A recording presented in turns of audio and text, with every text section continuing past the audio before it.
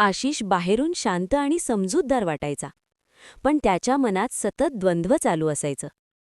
एका बाजूला कुटुंबाची जबाबदारी, तर दुसऱ्या बाजूला सत्याची साथ देण्याची ओढ. कमळी घरात आल्यानंतर आशिषचं आयुष्य हळूहळू बदलू लागलं. कामिनीचे डाव तो आधी दुर्लक्ष करत होता.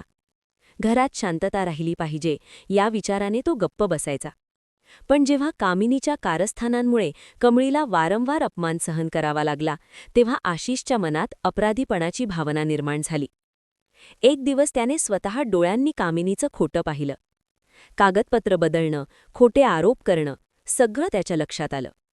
त्या क्षणी आशिषला कळलं की गप्प राहणं म्हणजेही अन्यायालाच साथ देणं.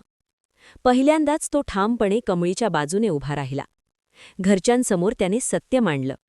सुरुवातीला कुणी त्याच्यावर विश्वास ठेवला नाही, पण आशिषने पुरावे दाखवले. कामिनीचा डाव उघडा पडला.